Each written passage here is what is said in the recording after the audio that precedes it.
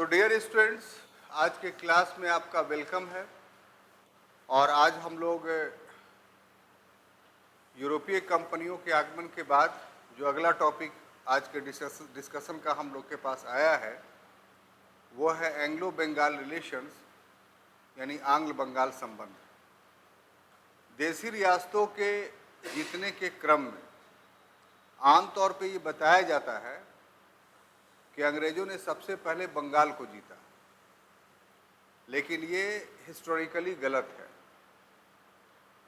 बल्कि अगर तिथि क्रम से देखा जाए तो बंगाल से पहले उनका कर्नाटक पर कब्जा शुरू हो चुका था, और कर्नाटक में कब्जा करने का श्रेय उसी व्यक्ति को है जिसने बंगाल में प्लासी की लड़ाई जीती थी, यानी रॉबर्ट क्लाइव।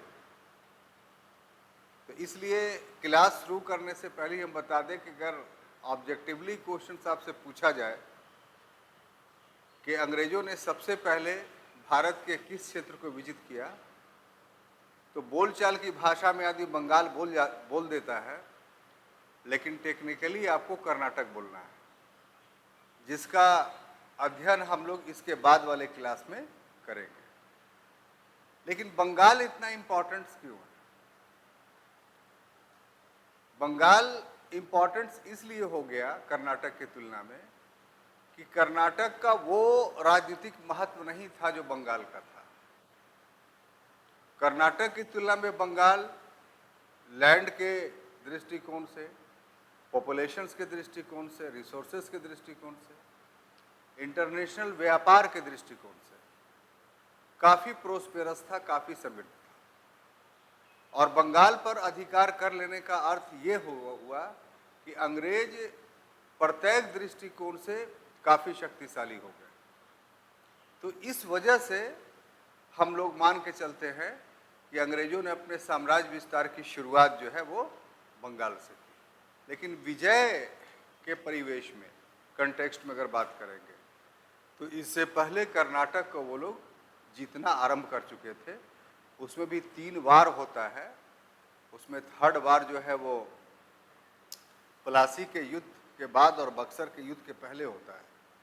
लेकिन इतना ज़रूर था कि प्लासी के युद्ध से पहले उन लोगों का प्रभाव कर्नाटक में अच्छा खासा जम चुका था।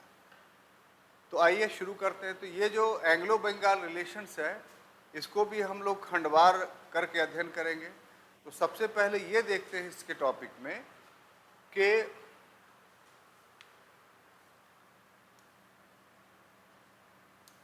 बंगाल का नवाब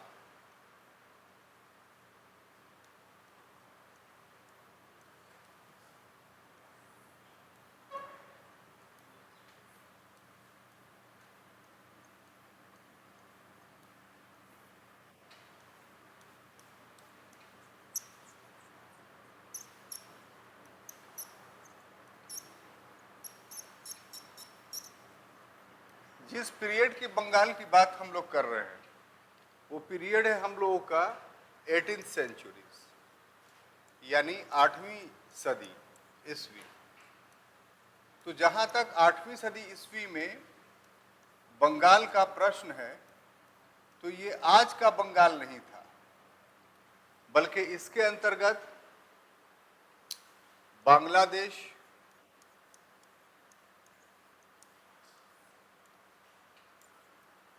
वर्तमान पश्चिम बंगाल,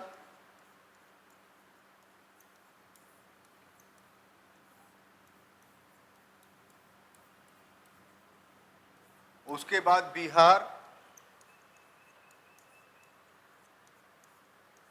उसके बाद उड़ीसा, और जो बनारस खंड है यानी पूर्वी उत्तर प्रदेश का जो इलाका आप देखते हैं, इतने बड़े क्षेत्र को हम लोग बंगाल बोलते हैं। आज का जो बंगाल है उस बंगाल की बात नहीं हो रही है, बल्कि 18th सेंचुरीज के बंगाल में का जो भूभाग था उसका विवरण इस तरीके से आप अपने पास रख सकते हैं कि उसमें कौन कौन शामिल थे। तो आज का बांग्लादेश, आज का पश्चिम बंगाल, आज का बिहार, उड़ीसा, बनारस खंड। और ये भी आप मानते हुए चलिए कि बांग्लादेश जब बोलते हैं तो आज का जो असम है, त्रिपुरा है, मणिपुर है, मिजोरम है, इसको आप शामिल कर भी सकते हैं, नहीं भी कर सकते हैं। उसके पीछे कॉज ये है कि ये सब ट्राइबल्स एरिया था, जनजातीय बहुल क्षेत्र था, और मुख्य भूमि से हमेशा ये कटा हुआ भाग रहता था। मुगलों ने भी कभी इस पर अधिकार किया, कभी ये स्वतंत्र रहे, तो ये यहाँ कोई ऐसी सत्ता नहीं थी जिसको आप कह सकते हैं कि वो स्वतंत्र रूप से रह रही हो। इन क्षेत्रों की बहुत महत्ता नहीं थी और ये माना जाता था कि ये बंगाल के अधीन ही है। जो छोटे छोटे राज्य होते थे जनजातियों के, तो उनका स्तर जो था एक कबायली सरदार की तरह था, एक ऐसे राजा या राजतंत्र की तरह नहीं था कि जिसका कोई विदेशी संबंध हो या जिसका कोई विदेशी मान्यता हो। औरंगजेब के उत्तर पूर्वी नीतियां अगर पढ़ेंगे तो औरंगजेब एक लंबे समय तक इन क्षेत्रों को विजित करने का प्रयास करता रहा। इस क्रम में उसका एक बहुत महान सेनापति मीर जुमला मारा भी गया था। शाइस्ता खां को भी यहाँ भेजा गया, वो भी सफल नहीं हुआ। तो ऐसी परिस्थिति में ये क्षेत्र हमेशा डिस्टर्ब रहा और भारत के अधीन जो है कभी रहा कभी नहीं रहा। इसका किसी भी शासकों ने उतनी महत्ता भी नहीं दी। इसके साथ संबंध उसी समय में स्थापित होता था कि जब बर्मा का राजा इस पर आक्रमण करके इसको अपने अधीन कर लेता था और फिर बर्मा का राजा बंगाल तक पहुंच जाता था। है? क्या बोलिए? अच्छा, तो बर्मा का राजा बंगाल तक पहुंचता था। तो ऐसी परिस्थिति में भारत में जो भी राज करते थे उनको इसमें हस्तक्षेप करना पड़ता था। तो ये हम इसलिए बता दे रहे हैं कि इतना नाम लिखने के बाद आपके मस्तिष्क में, आपके दिमाग में ये सवाल अपने आप उठेगा कि भाई इसके बाद वाला जो वर्तमान समय में सेवन सिस्टर जिसको हम लोग बोलते हैं, उसकी क्या स्थिति थी। तो उसकी स्थिति का वर्णन करना हमारे लिए जरूरी था। आप मान के चलिए कि वो भी इस बंगाल का भाग ही था। क्लियर? अब देखिए, सिर्फ यही नहीं, ये तो उसका एक खंड हुआ। इसके अलावा सर्वाधिक जनसंख्या यहां रहती थी। पूरे भारत में जितने मुगल सूबे थे, उन सभी सूबों में सबसे ज्यादा जनसंख्या इसके पास थी। इतना स्टेट्स लिख दिया, इससे पता चल गया कि सबसे ज्यादा भूभाग इसके पास था। उसके बाद अगली इसकी विशेषता ये थी, कैरेक्टरिस्टिक्स ये था इसका कि कृषि से संपन्न था ये। अन्य भारत के तुलना में यहाँ कृषि काफी संपन्न था। संपन्न होने के पीछे कारण था कि ये ऐसा भूभाग था कि जहाँ दो नदियों, बड़ी बड़ी नदी और उसकी सहायक ट्रिब्यूटरी सहायक भी इन दोनों नदियों की बहुत है। एक गंगा और दूसरा ब्रह्मपुत्र। और ये दोनों ऐसी नदी कि हर वर्ष इसमें बाढ़ आता है। और ऐसी परिस्थिति में जलोढ़ मृदा, एलुवियल सॉइल इस क्षेत्र में हर साल बिक जाता है। फिर इसका कुछ पार्ट ऐसा है इस प्रांत का, इस सूबा का, जिसका वर्णन हमने यहाँ किया कि इसमें हमेशा बारिश होती रहती थी।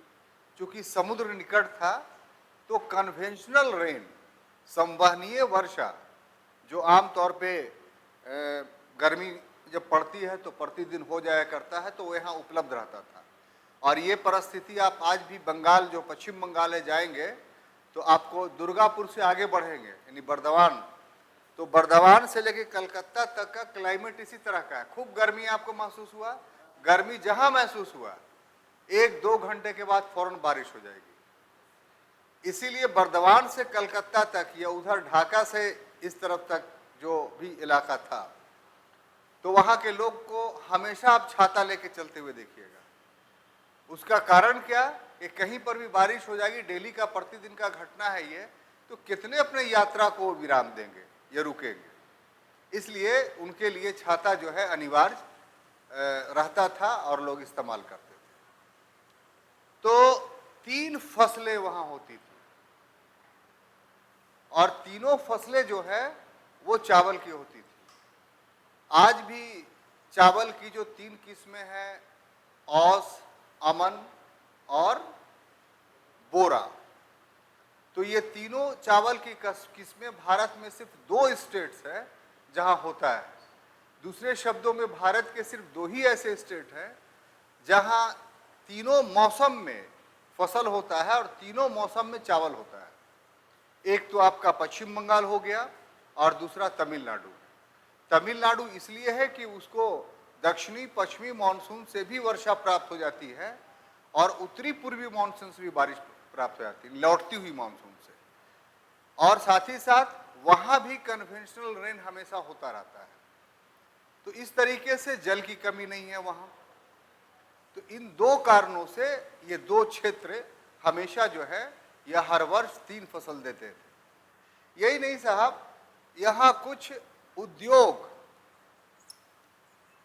भी पुष्पित थे, यानी उद्योग के मामले में भी बंगाल जो था वो धनी था। खास तौर से वस्त्र उद्योग के मामले में, वस्त्र में एक आप नाम सुने होंगे मलमल, ढाका का मलमल। ढाका के मलमल के बारे में बताया जाता है कि एक थान एक माचिस की डिबिया में चली जाती है। इसी से उसके क्वालिटी का आप अंदाजा लगा सकते हैं। सबसे बड़ी बात थी कि जो हुगली बंदरगाह था, वो ये हुगली बंदरगाह बंगाल को अंतर्राष्ट्रीय व्यापार से जोड़ता था और एक समय ऐसा था कि भारत का सबसे ज्यादा व्यापार करने वाला बंदरगाह था, क्योंकि ये हुगली बंदरगाह से दक्षिणी पूर्व एशिया के देशों में भी व्यापार भारत का होता था और इसी से चीन में भी व्यापार होता था और इसी से अफ्रीका के कॉन्टिनेंट में भी सामान जाते थे।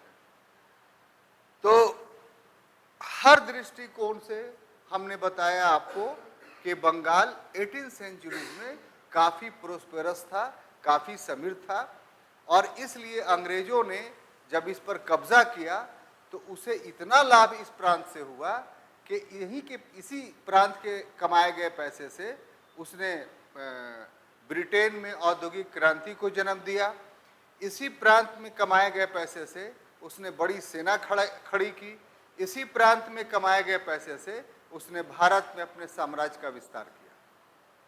तो इसलिए हम लोगों के लिए एंग्लो बंगाल रिलेशंस पढ़ना काफ़ी महत्वपूर्ण है। तो हम लोग पढ़ क्या रहे हैं कि बंगाल के नवाब की क्या स्थिति थी, तो उसमें हम बताना चाहते हैं आपको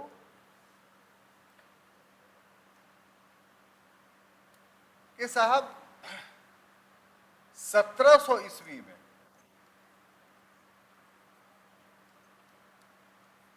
औरंगजेब ने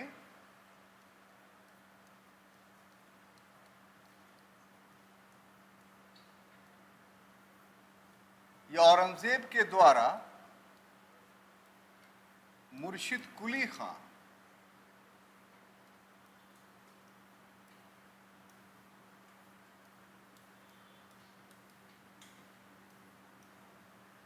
बंगाल का दीवान बनाया गया था।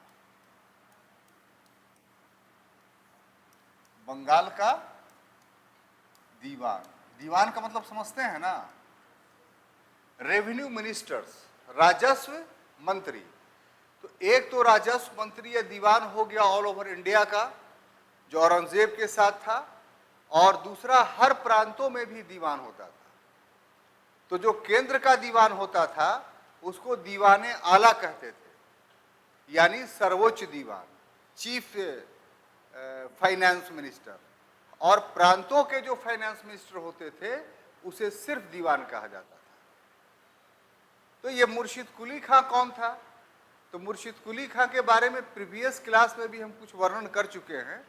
यहाँ फिर कंटेम्प्रेरी रिलीवेंट है ये टॉपिक, इसलिए आपको समझाना चाहते हैं कि मुर्शिद कुली खां औरंगजेब के लिए काफ़ी महत्वपूर्ण व्यक्ति था, क्योंकि औरंगजेब के जीवन में सबसे बड़ा चैलेंज कोई था तो गोलकुंडा और बीजापुर था।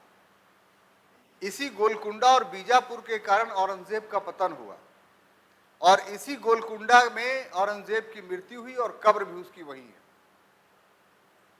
उसके जीवन में के उत्थान और पतन दोनों के लिए गोलकुंडा महत्वपूर्ण था, क्योंकि अपने राजकुमारी काल में, यानी जब वो बादशाह नहीं था, तो उसके पिता शाहजहां उसको दिल्ली से दूर रखने के लिए कम से कम उसके जीवन का अधिकांश भाग कुछ वर्षों को छोड़कर 1-2 वर्ष तक गुजरात का वो प्रांतपति रहा, 1-2 वर्षों तक वो उत्तर पश्चिमी सीमा प्रांत का प्रांतपति रहा, लेकिन अधिकांश जीवन में उसने प्रांतपति का जो कार्य किया है वो दक्कन में किया है। और दक्कन के से उसका लगाव भी था कि जब सम्राट बना तो उसने बीजापुर गोलकुंडा को दिल्ली से मुगल साम्राज्य में शामिल कर लिया।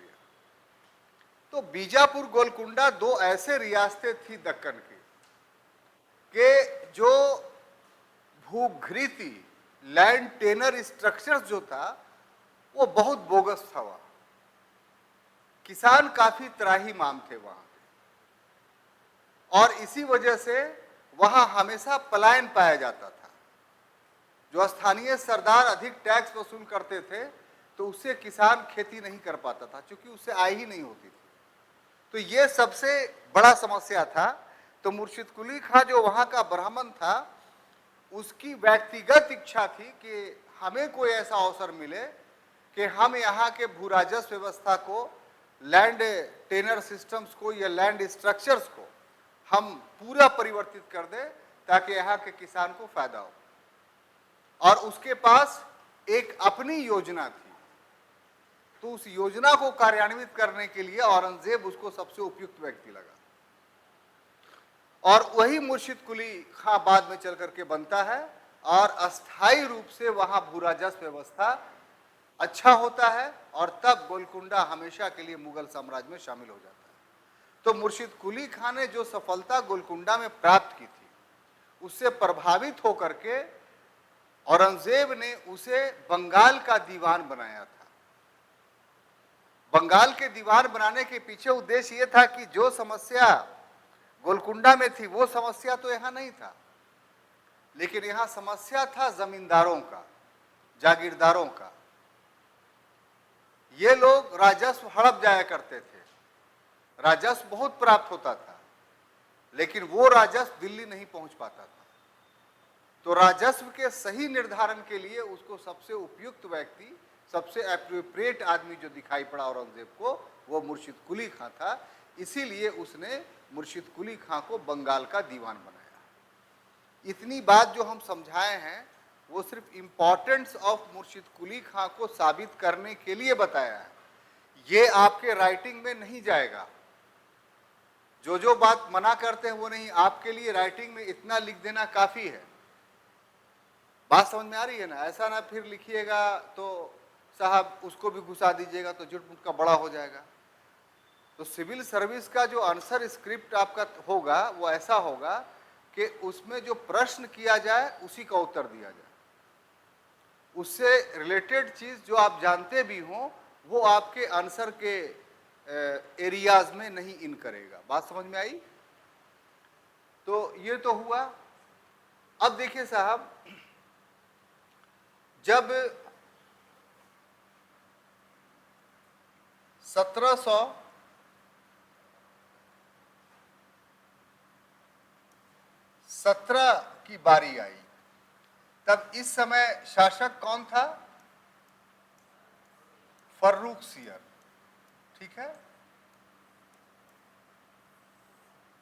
फर्रुखसियर ने इस मुर्शिद कुली खां को अब बंगाल का नवाब बना दिया। यानी पहले वो सिर्फ दीवान था, लेकिन अब पूरा बंगाल उसके अधीन चलाया। ठीक है। इसी समय एक और है 1718 के इस समय में बंगाल के अधीन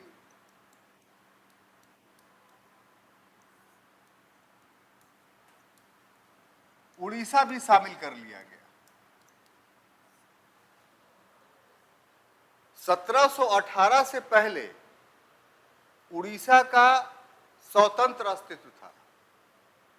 आप लोग मध्यकाल में पढ़े होंगे, वहाँ एक बहुत बड़ा बृहत मंदिर है, भुवनेश्वर का मंदिर, पुरी का जगन्नाथ मंदिर। तो ये सब वहाँ एक लोकल प्रिंसले स्टेट था जिसको गंड वंश बोलते थे, और उसी वंश का शासक था नरसिंह वर्मन। ये सब चोल गंड, इन लोगों के द्वारा इन मंदिरों का निर्माण किया गया था। बाद में चल करके ये भी डायनेस्टी अलग अलग खंडों में बटी, तो उड़ीसा में बहुत सारे छोटे छोटे स्थानीय राजा प्रिंसले स्टेट बन गए थे। तो उड़ीसा वास्तव में जो बंगाल का हिस्सा बना, जिसको हम लोगों ने यहाँ 18th सेंचुरीज में उसको शामिल किया बंगाल के प्रांत के रूप में, तो बहुत पहले से वो बंगाल के प्रांत के रूप में नहीं था।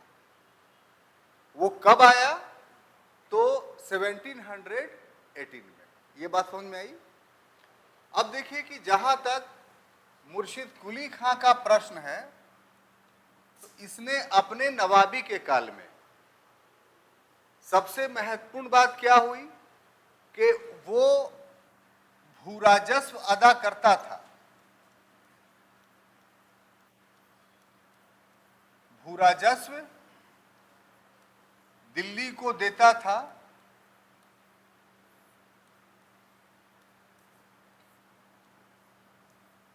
परंतु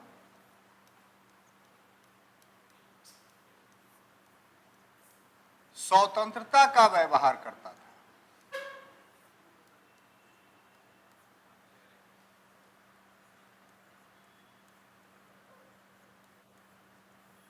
इसका अर्थ क्या हुआ कि उसने दिल्ली के प्रभुता को से इनकार नहीं किया। जब लगान वो अदा कर रहा है बंगाल का, इसका मतलब दिल्ली की सोवरेंटी को वो मान रहा है, लेकिन दिल्ली की सोवरेंटी को एक सीमा ही तक मानता था। वो इंटरनल मामले में ऑटोनोमस था, स्वायत्त था। तो एक तरीके से बाहरी रूप से बंगाल पर मुगलों का तो प्रभुत्व था। ये सिर्फ हम मुर्शिद कुली खां के समय की बात बोल रहे हैं, आगे पूरी तरीके से चेंज हो जाएगा, और ये चेंजिंग जो है अलीवर्दी खां के समय तक रहेगा, वो उसको आप देखते रहिएगा। लेकिन यहां स्पष्ट रूप से दिखाई पड़ता है कि ऊपरी तौर पर बंगाल अभी अपने आप को टोटल इंडिपेंडेंस का डिक्लेरेशन नहीं किया था। जो इंग्लिश में आंसर लिखेंगे उनके लिए अच्छा ये शब्दावली हम दे रहे हैं, टर्मिनोलॉजी, कि he did not declare total independence, he declare only autonomous status of their states.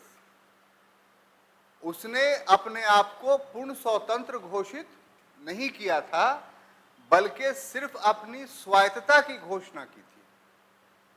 लेखन शैली इतना अच्छा डेवलप कीजिए कि वो आकर्षक लगे, हम इस पर जोर दे रहे हैं। ऑब्जेक्टिवली तो आपको बहुत सारी बातें ऐसे ही याद होती चली जाएगी, लेकिन हमारा फोकस इस बात पर ज्यादा रहेगा कि आपका राइटिंग स्किल बहुत ज्यादा अच्छा हो। कुछ लोगों का बहुत अच्छा है, तो हम क्यों ना उसको और इम्प्रूव करें। ठीक है, सोमवार से हमें समय नहीं मिलेगा, तो इसका हम लोग कोई जुगाड़ करते हैं, अभी दिमाग में कुछ बात नहीं आई है। आप अपना जो है राइटिंग जारी रखिएगा, ठीक है।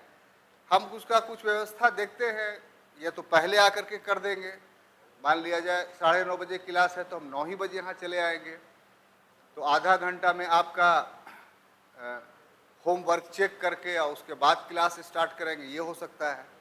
अभी तक जो मेरे जहन में है, या और कुछ देखते हैं। लेकिन आपसे इतना रिक्वेस्ट है कि सेकंड क्लास चालू हो जाने के कारण आप अपना राइटिंग को बंद ना कीजिएगा। इसलिए जब लगे हैं इसमें तो इस नियत से लगे कि हम इस एग्जामिनेशंस को क्रैक करने जा रहे हैं, एक खेल करने के लिए यहाँ नहीं आए हैं। तो हम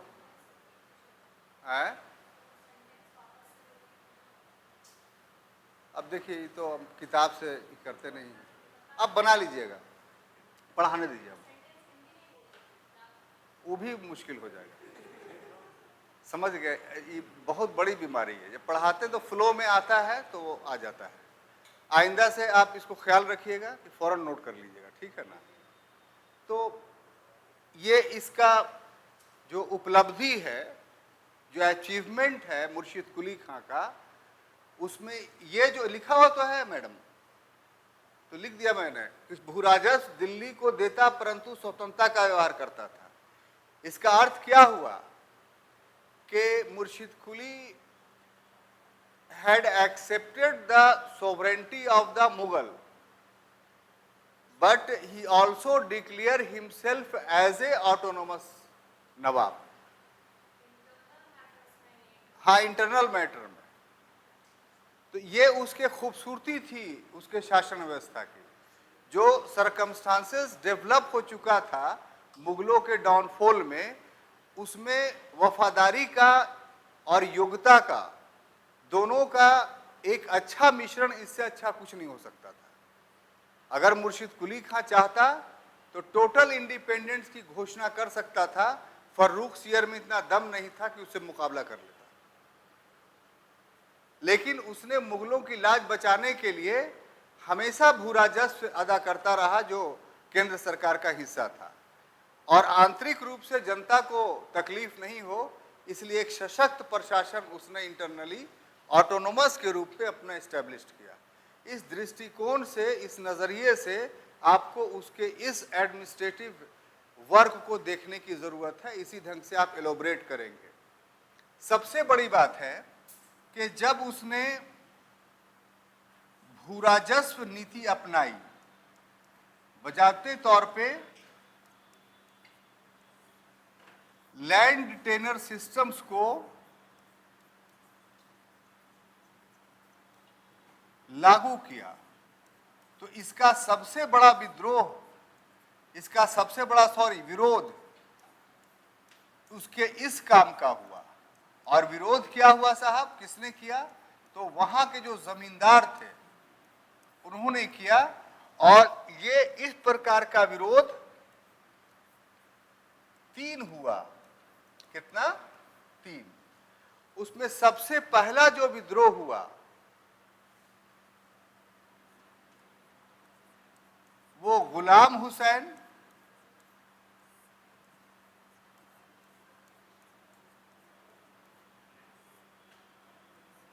उसके बाद हुआ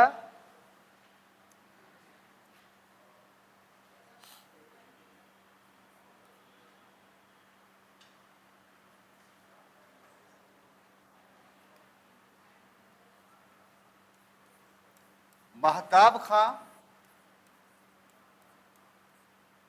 और एक तीसरा हुआ इनायत खां। ये तीनों बंगाल के जो थे वो बड़े जमींदार थे, और इन्हीं के द्वारा बंगाल के भूराजस्व को हड़पा जा रहा था, या भूमि के परिवेश में ऐसी नीति अपनाई जा रही थी जिससे किसान को भी नुकसान था और मुगल राजकोष यानी मुगल एक्सचेकर को भी नुकसान था।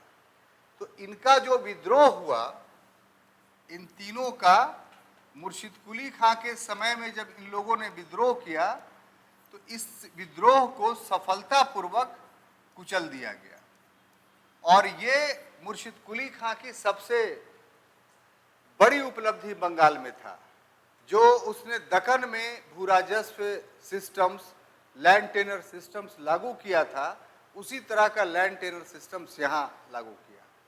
लेकिन इसके साथ साथ उसने एक और नया प्रयोग यहाँ किया, और वो जो प्रयोग ये था कि इजारादारी,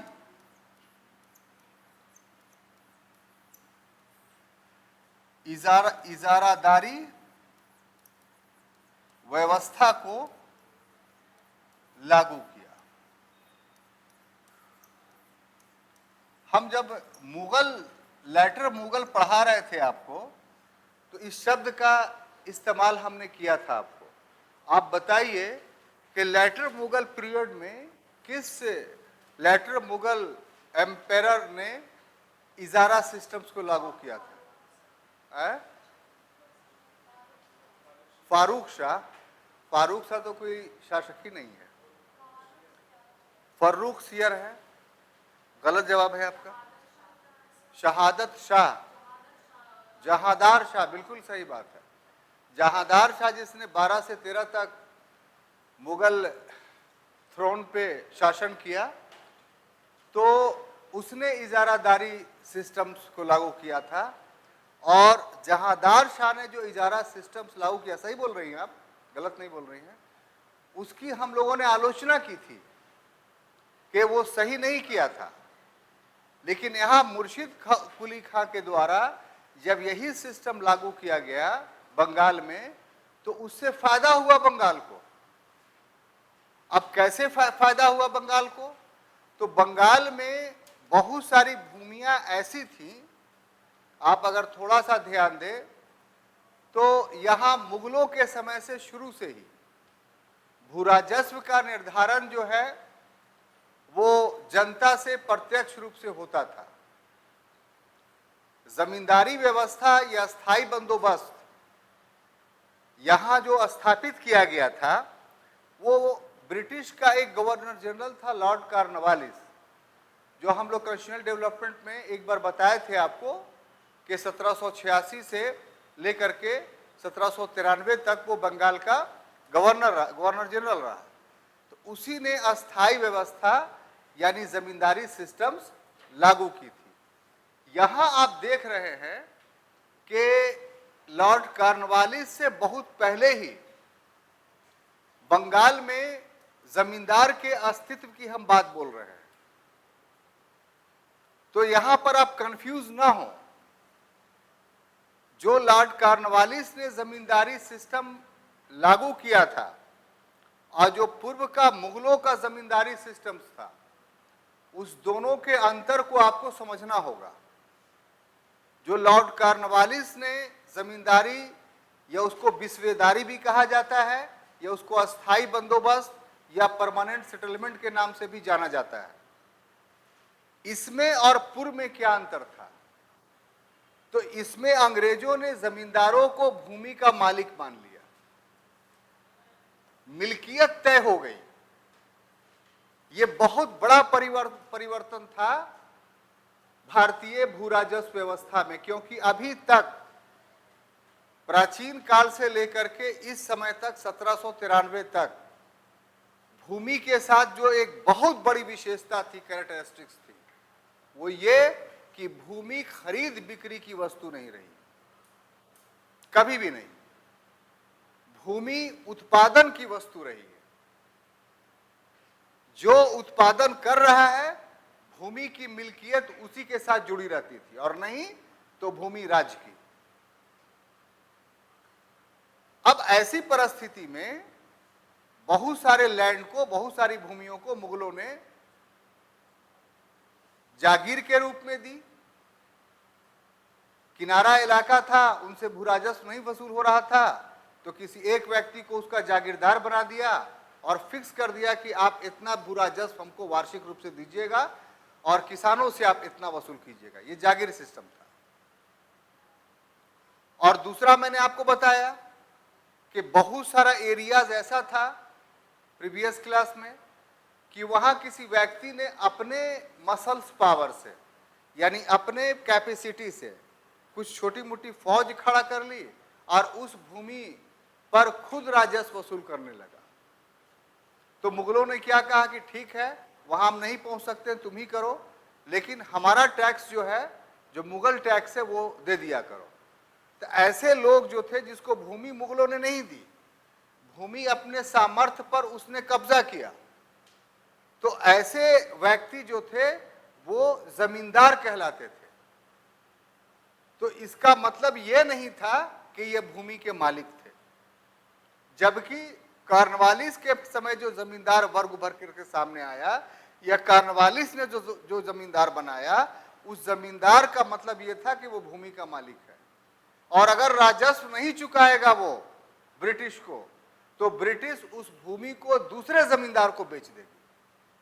और इस वजह से अंग्रेजों ने या ईस्ट इंडिया कंपनी ने अपनी आय को फिक्स कर लिया कि मेरी आय में किसी प्रकार की कमी नहीं होगी। आप समझ रहे हैं ये दोनों चीज के अर्थ को? सभी क्लास समझ गया पूरा कि पूर्व के जमींदारी में और ब्रिटिश कालीन जमींदारी में क्या फर्क है? तो हम यहां जो बोल रहे हैं कि जो ऐसी भूमि थी, इसकी लड़ाई जमींदारों से हुई, ये 3-3 विद्रोह हो रहे हैं, देख रहे हैं आप। तो विद्रोह हुआ, इसको कुचला, तो इसकी भूमि फिर किसके पास जाएगी? वापस तो इसको नहीं दे देगा। और उसमें से बहुत सारी भूमि ऐसी थी जिसमें कर वसूल करने का सामर्थ्य बंगाल के नवाब के पास नहीं था। क्यों भाई? तो हिंटरलैंड था, या नवाब के पास उतने कर्मचारी नहीं थे। तो ऐसी परिस्थिति में ऐसे भूमि को जिस पर बंगाल का नवाब नियंत्रण स्थापित करके भू राजस्व की वसूली, रेवेन्यू की वसूली नहीं कर सकता था, ऐसा ही भूमि को उसने इजारे पर दे दिया। और जब इजारे पर दिया तो इससे बेनिफिट क्या हुआ कि उस भूमि से बंगाल के नवाब की आय निश्चित हो गई। यहां पर निश्चित इसलिए हुई कि इजारे पर दी गई भूमि पर राजस्व वसूल करने का सैनिक शक्ति मुर्शिद कुली खां के पास था, और वहां जहांदार शाह के पास नहीं था। इसलिए उसका फ्लॉप शो साबित हुआ और यहां सफल शो साबित हुआ। अब बात समझ में आई? अब उसका ये सारा जो प्रक्रिया थी, उसका बेनिफिट ये हुआ कि उस समय 1,74,00,000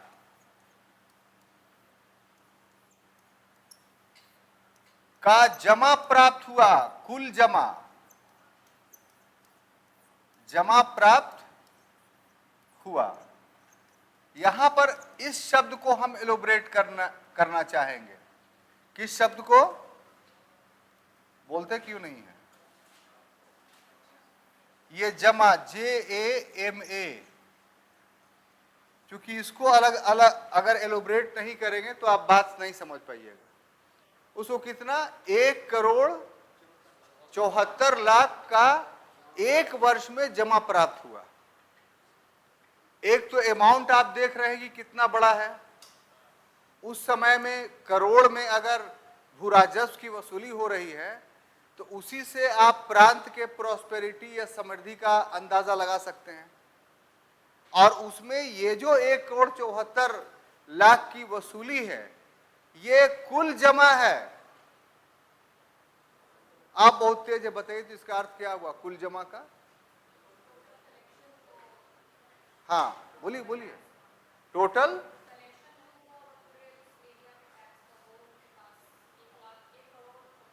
हाँ ठीक है। तो ये तो शब्द को आप बता दे रही हैं, माने ऐसा थोड़ी बता रही कि कुछ नयापन लगे सुनने में। आप बहुत खामोश हैं, बोलिए। नहीं बता पाएंगे, आप बताइए।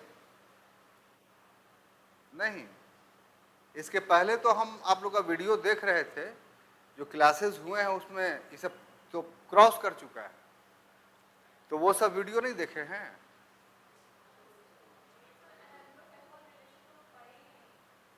नहीं पढ़े हैं। देखिए, मुगल लैंड रेवेन्यू सिस्टम्स में जो है, जब पढ़िएगा तो उसमें दो शब्द का आपको सामना करना पड़ेगा। और ये औरंगजेब के समय में एग्रीकल्चर क्राइसिस का कारण बना था, जिससे मुगल डायनेस्टी का डाउनफॉल हुआ था। ये दो शब्द कोई मामूली नहीं है। बहुत प्यार से सुनिए इस बात को। किताब खूब पढ़िएगा, आमतौर पे जो जनरल इंफॉर्मेशन से वो आपको मिलता रहेगा, लेकिन जो टेक्निकलिटी जहां पर है, जहां से आपका अपना सोच बहुत ऊंचा चल जाता है, हम वहां पर ज्यादा आपको समय देना चाहते हैं। दूसरे शब्दों में हम ये कहना चाहते हैं कि आपके ज़हन के गिरह को खोलना चाहते हैं। और अगर ठेठ भाषा में कहा जाए तो आपको पढ़ाई में बालिग बनाना चाहते हैं। शारीरिक रूप से आप वयस्क हैं, लेकिन मानसिक रूप से आपकी वयस्कता अभी पूर्ण नहीं हुई है। तो मानसिक वयस्कता पूर्ण तभी होती है कि जब सही इंफॉर्मेशन सब्जेक्ट का आपको दिया जाता है, तब आप मेंटली बहुत मैच्योर्ड हो जाते हैं। वही प्रयास कर रहे हैं सर। तो ये मुगल रेवेन्यू सिस्टम से जुड़ा हुआ दो शब्द है, एक जमा और एक बाकी कहलाता है। एक जमा और एक बाकी कहलाता है। ये दो शब्द आपके पास चला गया, बोलते का नहीं है, सिंपल, लेकिन समझता नहीं आदमी तो बहुत भारी भरकम हो जाता है। अब भू राजस्व जो निर्धारित किया गया, मान लिया जाए 100 रुपया निर्धारित किया गया। मुगलों के यहां किसी शासक ने कुल उपज का 1/3, अधिकांश ने भू राजस्व तय किया, अधिकांश ने 1/3 भू राजस्व तय किया। लेकिन बहुतों के समय में, जैसे मान लीजिए अकबर के समय में या औरंगजेब के समय में, चूंकि ज्यादा वर्क हो रहा था, ज्यादा विद्रोह हो रहा था, ज्यादा पैसे की जरूरत थी, तो 1/2 भाग भी भू राजस्व तय किया गया। दिल्ली सल्तनत में भी 1/3 ही था, लेकिन मोहम्मद बिन तुगलक और अलाउद्दीन खिलजी के समय में 1/2 था। तो इस तरह के परिवर्तन होते रहे। खैर, भू राजस्व जितना भी तय हो, मान लिया जाए 100 रुपया एक खेती से तय हुआ, तो 100 रुपया मिल जाना चाहिए। मिला 50 रुपया, तो 50 रुपया जमा कहलाएगा। कितनी खूबसूरत बात है। और 50 रुपया बाकी कहलाएगा। तो अरे ऐसे कहे मुंह आ कर रहे हैं आप। 50 रुपया, 100 रुपया टैक्स तय हुआ आपसे, आपने 50 हमें दिया, हम शासक हैं, तो 50 बकाया रह गया ना आपके पास। बस यही तो समझा रहे हैं आपको। क्लियर? अब देखिए, अगर तय भू राजस्व में जमा की प्रतिशतता अधिक हो, परसेंटेज ऑफ जमा अधिक हो, ज्यादा हो, बिल्कुल गलत बात बोल रही है। फिक्स अमाउंट से कभी जमा ज्यादा होगा नहीं, फिक्स अमाउंट से बरोबर होगा या कम होगा। क्या बात बोल रही है। 100 रुपया हमने तय किया भू राजस्व, आप हमको 110 दे दीजिएगा क्या? तो ज्यादा कैसे हो जाएगा? नशे में थोड़ी रह करके पढ़ा रहे हैं आपको, पूरा होश से आवाज से पढ़ा रहे हैं। बात को समझा कीजिए, दिल से पढ़ा रहे हैं, तो कुछ भी बोल के आप निकल नहीं सकती हैं। ठीक है? तो फिर से सेंटेंस लीजिए इसको। देखिए, क्लास इसीलिए लेट हो जाता है, फिर भी हम कोशिश कर रहे हैं कि इसको समेटें हम। लेकिन कितना समेटें, कुछ बात तो बताना ही पड़ती है बहुत डिटेल्स में। तो अगर जमा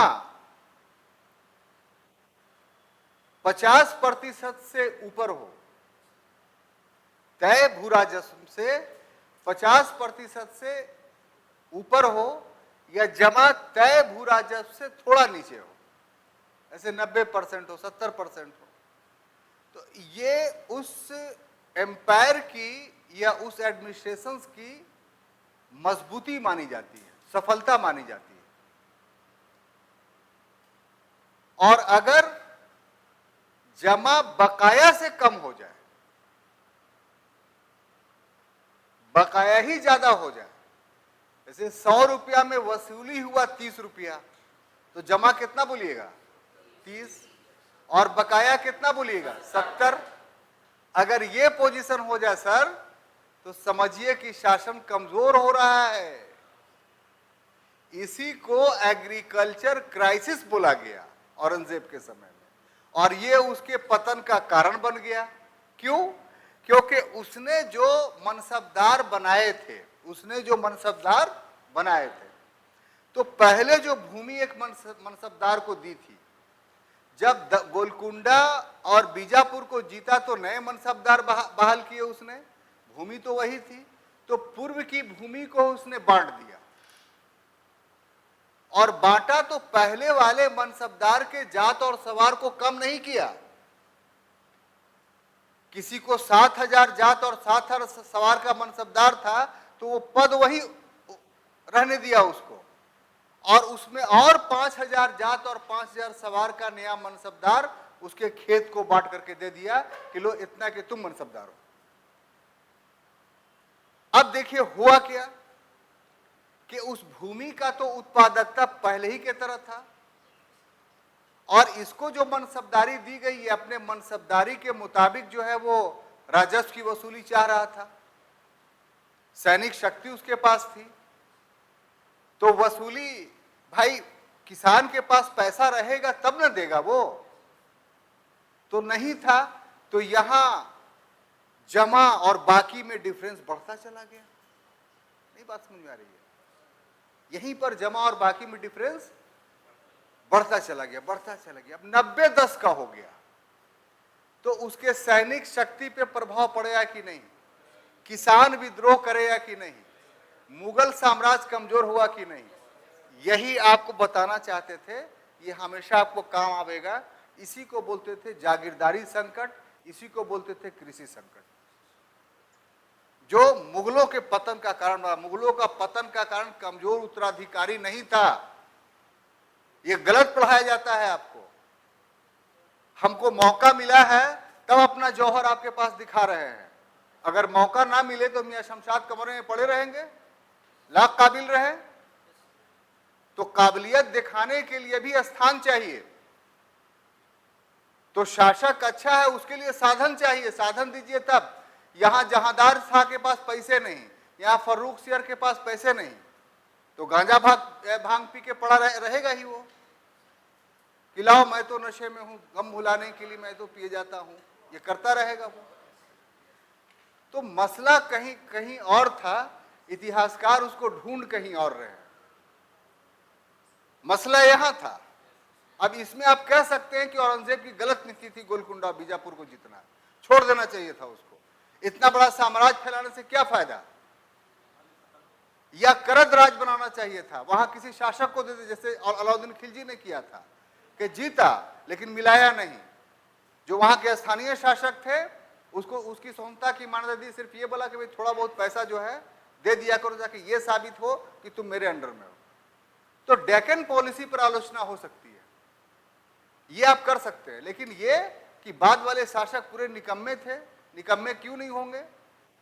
आपके गार्जियन आपको पैसा दे नहीं सर्वोदय इंस्टीट्यूट को फीस पेड करने के लिए, कॉपी कलम किताब के लिए पैसा दे नहीं, और डायरेक्ट आपकी योग्यता पर प्रश्न लगा दे, तो आप क्या बोलिएगा? यही तो मामला वहां हो रहा था। तो पहले सुविधा दी जाए, साधन दी जाए, और तब असफल रहे तब आप बोलिए कि असफलता थी। यहां तो पूरा व्यवस्था ही सड़ गया था, जो मनसबदारी व्यवस्था था वही सड़ा गला हो गया था, उसी में घुन लग गया था, तो आदमी कहां से बचा पाता साहब उसको? तो यहां पर हम इसलिए बता रहे हैं कि ये जो 1,74,00,000 जमा इसका मुर्शिद कुली का था, ये 90-10 का रेशियो था, यानी 10% बकाया। यानी इसका मतलब ये हुआ कि वो भू राजस्व जो बंगाल में तय मुगलों ने किया था वो 100% वसूल किया, ये आप मान के चलिए। तो इसलिए किताब में जो लिखा हुआ है ये उसका अर्थ ये हुआ। बात समझ में आ रही है?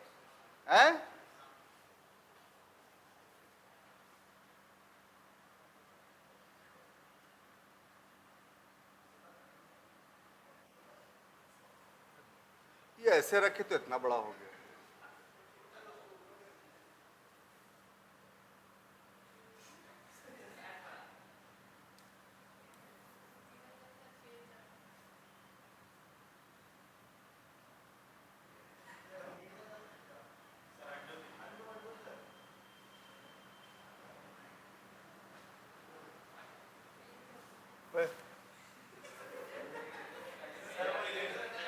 कैसे होगा?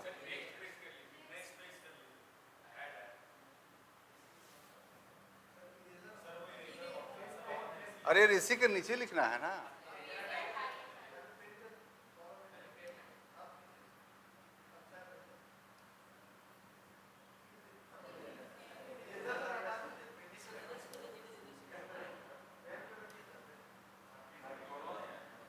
हाँ,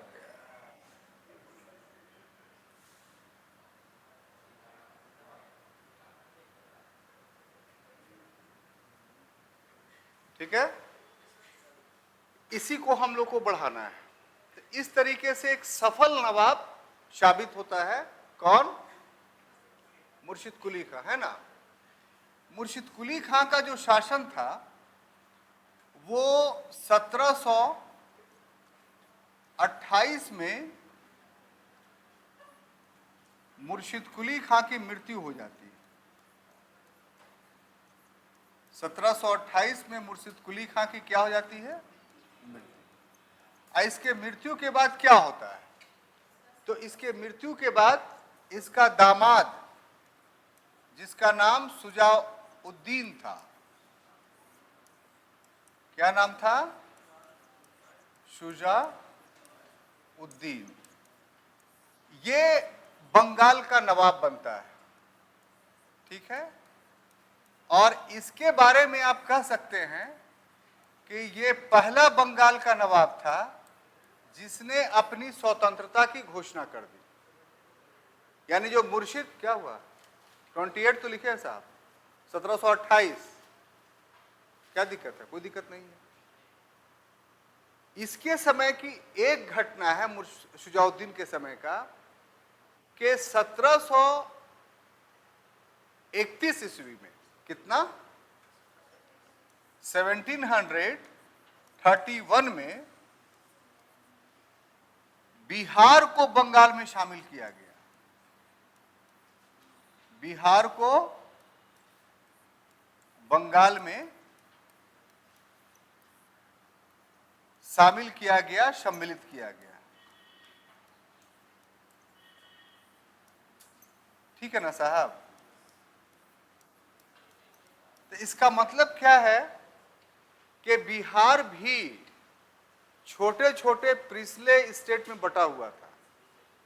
आपने दिल्ली से पढ़ा होगा तो उस समय कारकोट वंश का नाम सुना होगा, समझ गए? हरिहर सिंह देव, नरसिंह देव, ये सब वहां के बहुत महत्वपूर्ण शासक थे। और मिथिला डायनेस्टी उसको कहा जाता था और बहुत प्रोस्पेरस डायनेस्टी थी। संस्कृति के क्षेत्र में बहुत उस पीरियड में काम हुआ था।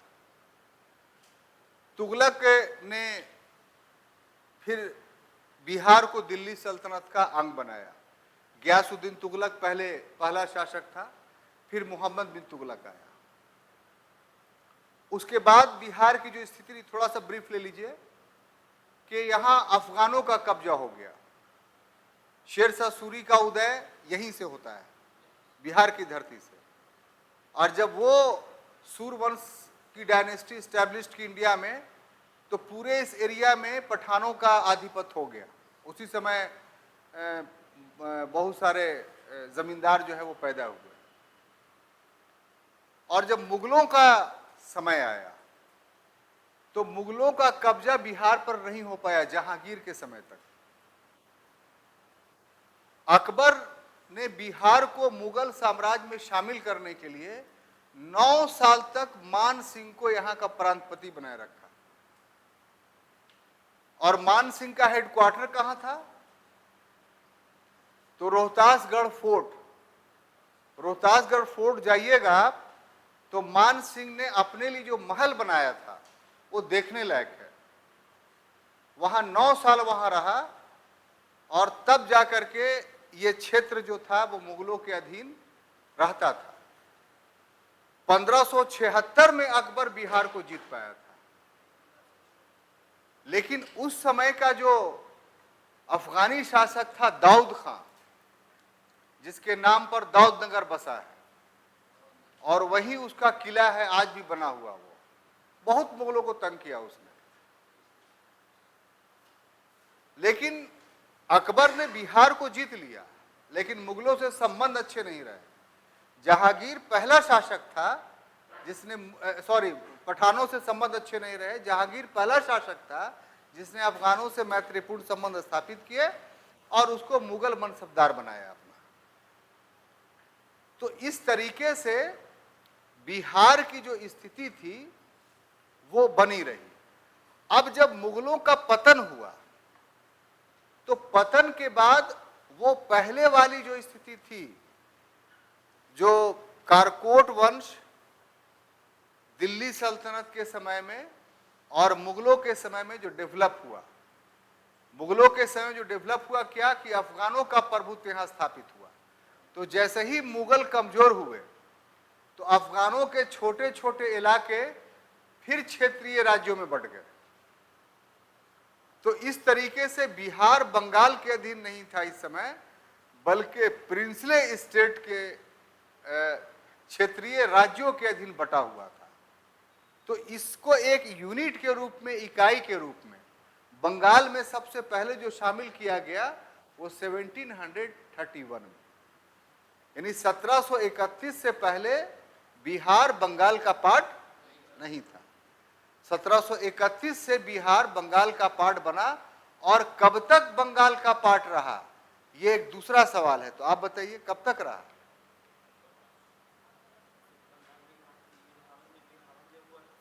सत्रह सौ 1731 में बंगाल का भाग बन गया, तो कब तक रहा बंगाल का भाग?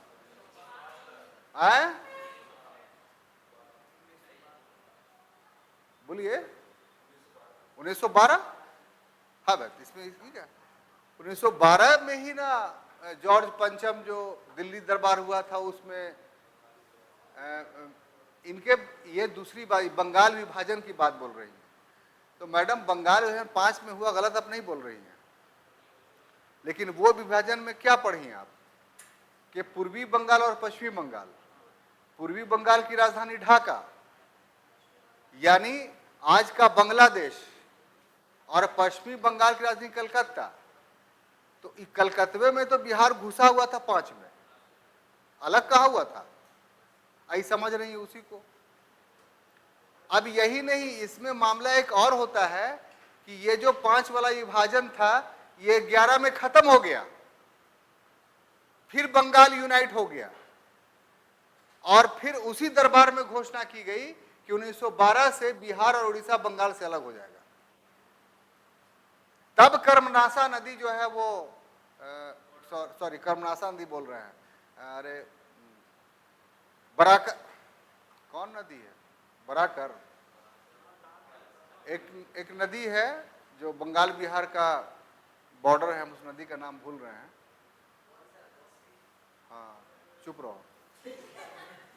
तो तब जो है यह कहिए जो अभी जो सीमा है उसका धनबाद से इधर, तो हाँ कोई भी वो छोड़िए ना उसको, तो वो अस्तित्व में आया और 36 में उड़ीसा का अस्तित्व आएगा, वो बिहार से अलग हुआ।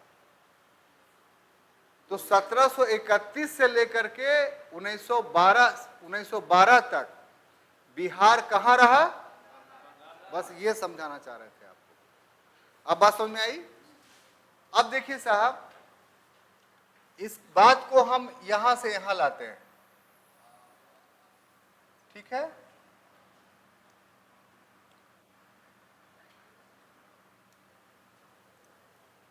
अब ये 1731 से लेकर के जो शुजाउद्दीन खां जो उसका दामाद था, किसका? शुजाउद्दीन खां का जो पीरियड था वो 1727 से लेकर के 1739 ईस्वी तक था। 39 में इसकी मृत्यु हो जाती है। अच्छा, यहां पर एक बात लिखना भूल गए कि जब 31 में बिहार बंगाल के अधीन हो गया तो यहां पर एक कैरेक्टर उभर करके सामने आता है हम लोग को, जो बाद में बहुत महान शासक होने जा रहा है, वो है अलीवर्दी खां। क्या? अलीवर्दी खां। इसको शुजाउद्दीन ने क्या किया? इसको शुजाउद्दीन ने बिहार का दीवान बना दिया। बिहार जो अभी भी शामिल हुआ था, वो कहा कि तुमको हम बिहार दे देते और तुम यहाँ के दीवान हो। तो ये अलीवर्दी खां जो बाद में चल के बंगाल का नवाब बनता है, वो पहले कहाँ का शासक बनाया गया? पटना का, बिहार का। इसीलिए कहा जाता है किसी को रास्ता नहीं दिखाना चाहिए। अगर इसको ना बनाता और ना मुर्शिद कुली खां के वंश का अंत होता। देखिए कैसे होता है, ये 31 में बनाया और 38 तक 39 तक शासक रहा। जब 39 से मृत्यु हुई तो शुजाउद्दीन का बेटा था सरफराज खां। सरफराज खां जब ये 39 में शासक बनता है तो इसके साथ अलीवर्दी खां और इसके मध्य जो है एक युद्ध होता है जिसको घिरिया का युद्ध बोलते हैं। घिरिया का युद्ध। और ये घिरिया का युद्ध काफी महत्वपूर्ण है छोटा, लेकिन एक वंश का समापन है, एक नवीन वंश की स्थापना इससे हो रही है। बिहार में जो रहा ये अलीवर्दी खां दीवान के रूप में, तो उस समय बिहार में बहुत सारे छोटे छोटे जमींदार पैदा हो रहे थे। उसी समय टेकारी राजा जो है वीर सिंह, इसका उदय हो रहा है, वो यहाँ का शासक है। तो इसने ऐसे हथुआ महाराज का नाम सुने होंगे आप, तो इसी समय एस्टैब्लिश्ड हो रहा है अपने शक्ति के बल पर। तो इसने अलीवर्दी खां ने क्या किया कि इन छोटे छोटे जो जमींदार थे, ये देसी रियासतें थी उस समय की, उससे गठजोड़ कर लिया इस शर्त पर कि अगर तुम मेरा साथ दोगे और हम बंगाल का नवाब बनेंगे तो तुम्हारे जमींदारी को मान्यता दे देंगे। अभी तक जो ये 2-3 नाम लिया, इनके जमींदारी को मान्यता नहीं थी।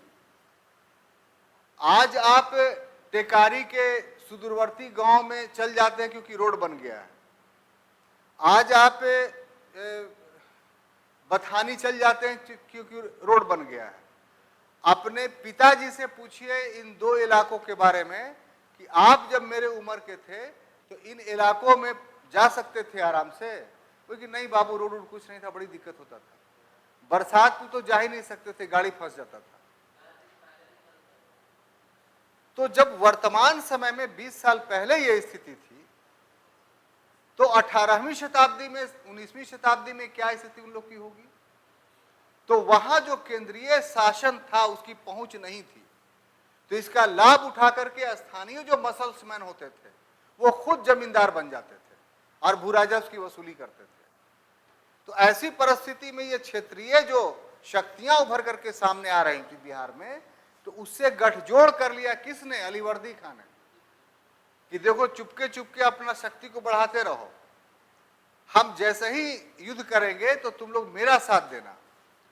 तो अगर हम जीत जाएंगे तो हम बंगाल के नवाब बनेंगे, और जब बनेंगे तो तुम्हारा ये जो अवैध जमींदारी है, जिसका अभी किसी से सनद तुम नहीं ले पाए हो, जो स्थानीय शासक है, जो प्रचलित शासक है, वो जब तक सनद नहीं देगा, सनद मतलब सर्टिफिकेट, फारसी में सर्टिफिकेट को सनद बोलते थे, तो सनद नहीं मिलेगा तब तक तुम लीगल जमींदार नहीं कहलाएंगे। तो कब्जा जिसका जमीन पर हो गया तो क्या चाहेगा कि रजिस्ट्री हो जाए उसके नाम से, तब ना पक्का हो जाए।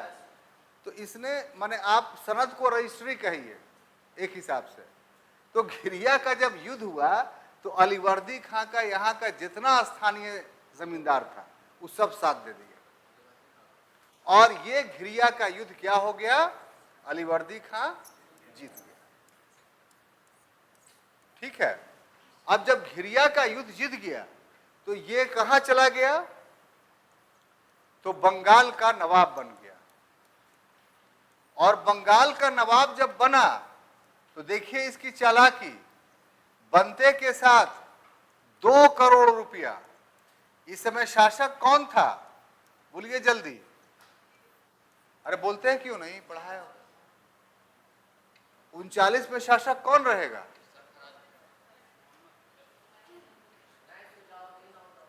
एकदम मुंह से मारा। अरे 1738 में शासक कौन है? देरी क्यों कर रहे हैं? मोहम्मद शाह। 1720 से 48 तक कौन शासक? हम याद करवाए ना भाई। तो इस समय मुगल शासक कौन रहेगा? इतना दिमाग भोथरा मत बनाइए, थोड़ा फास्ट कीजिए। खाली वही सब में तेज नहीं चलना चाहिए, यहां भी तेज चलना चाहिए। तो 2 करोड़ रुपया मोहम्मद शाह। अब देखिए टाइम मिलाइए, 39 का समय है, 39 का समय है। इस समय क्या हो रहा है दिल्ली में? 37 में मराठों से हार गया, 39 में नादिर शाह से हार गया। जितना था धन दौलत मुगलों का वो नादिर शाह लेके चलन गया। कहां गया? ईरान चला गया। यानी पूरा मोहम्मद शाह फक्कड़ था, खाने के लिए पैसा नहीं था मोहम्मद शाह के पास। ऐसी परिस्थिति में अगर कोई व्यक्ति 2 करोड़ ला करके दे, तू क्या बोलेगा? भागो यहां से, बंगाल मेरा है। वो फौरन रख लेगा, बोलेगा क्या चाहिए बाबू? तो सनद दे दीजिए बंगाल का। अरे लाओ ना, लिख देते हैं। कहां पर लिख दे? तो इतना इजी था अलीवर्दी खां के लिए। इस तरीके से अलीवर्दी खां जब शासक बनता है 39 में, तो शुरू होता है बंगाल के नवाबी का काल। अब बात समझें। अभी तक जो मामला था वो ये था कि ये मुगल प्रांतीय माना जा रहा था, और ये जो अलीवर्दी खां 1739 में बना, तो ये कब तक रहा? 1739 से लेकर के 1756 तक। और ये एक स्वतंत्र नवाब के तरह व्यवहार करता है अलीवर्दी खां। लेकिन स्वतंत्रता की घोषणा ये कब करता है? यूं ही नहीं कर देता है। इसी के समय में मराठों का बंगाल पे आक्रमण हो रहा है। आप लोगों ने नाम सुना होगा, मराठों का एक सरदार था रघुनाथ राव, जो रघोवा के नाम से जाना जाएगा, जो फर्स्ट एंग्लो मराठा वार का काउज बनेगा, अंग्रेजों से सूरत की संधि करेगा।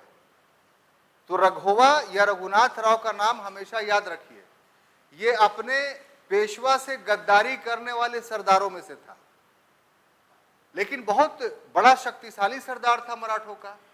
तो ये बंगाल से चौथ वसूल करने के लिए ये हमला करता था। तो इसके हमले की शिकायत अलीवर्दी खां ने मुगल शासक से की। मुगल शासक ने कोई मदद नहीं किया।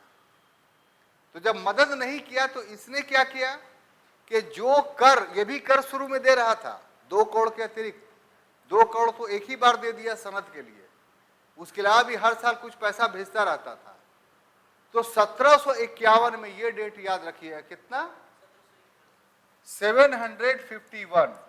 ये वो तिथि है कि जिस तिथि में अलीवर्दी खां अपनी स्वतंत्रता की घोषणा करता है। कैसे? वो 1 करोड़ या 2 करोड़ रुपया रघुनाथ राव को देता है, और साथ ही साथ उड़ीसा उसे दे देता है। 12 लाख रुपये प्रति वर्ष देने का वादा करता है। उसके बदले में बोलता है कि आप उड़ीसा ले लीजिए और अब आक्रमण मत कीजिएगा। तो इस तरीके से मराठों के आक्रमण से बंगाल को बचाने के लिए रघुनाथ राव को उड़ीसा वो देता है। तो अब वो कहता है कि जब आप बचाया ही नहीं मुगलों ने हमें, तब मुगलों के अधीनता को क्यों स्वीकार है। और 1751 के बाद वो पूर्ण रूप से अलग हो जाता है। लेकिन जब तक ये नवाब रहा, इसने अंग्रेजों को बढ़ने नहीं दिया। अब यहां पर ब्रिटिशों की जो कहानी है वो कि अंग्रेज 1751 से ही बंगाल में प्रवेश कर चुके हैं। कहां? हुगली में। 1751 से पहले हरिहरपुरा और बालसोरा, ये 2 क्षेत्र जो थे वो उड़ीसा में थे। वहां 1733 में ही अंग्रेज पहुंच चुके थे। तो बंगाल के भूभाग में 33 से लेकर 51 तक अंग्रेजों की अच्छी खासी उपस्थिति थी, और अलीवर्दी खां बड़ी सूक्ष्मता से अंग्रेजों को देख रहा था इसलिए उसने ब्रिटिशों को बढ़ने ही नहीं दिया अपने नवाबी के काल में, और भविष्य की आशंका को वो पहचान चुका था। और अपने नाती, जो जिसका नाम सिराजुद्दौला था, जिसका वर्णन हम थोड़ी देर बाद करेंगे, ये अगले क्लास में करेंगे, तो उसको उसने कहा था एक सेंटेंस, और ये सेंटेंस एग्जामिनेशंस में ऑब्जेक्टिव भी आता है और सब्जेक्टिव भी एक्सप्लेन करने के लिए पूछ सकता है कि ये अंग्रेज मधुमक्खी हैं, ये अंग्रेज मधुमक्खी हैं, इन्हें नहीं छेड़ोगे तो शहद देंगे, और अगर छेड़ोगे तो काट काट कर मार डालेंगे। अलीवर्दी खां का ये जो सेंटेंस है, उससे क्या अर्थ निकलता है कि अलीवर्दी खां अंग्रेज से वो इसको हम इस शेर में, एक शेर में अलीवर्दी खां के इस बात को कहना चाहते हैं कि न इनसे दोस्ती अच्छी, न इनसे दुश्मनी अच्छी। आगे वाला शेर नहीं बोलेंगे क्योंकि लड़कियां भी बैठी हुई हैं।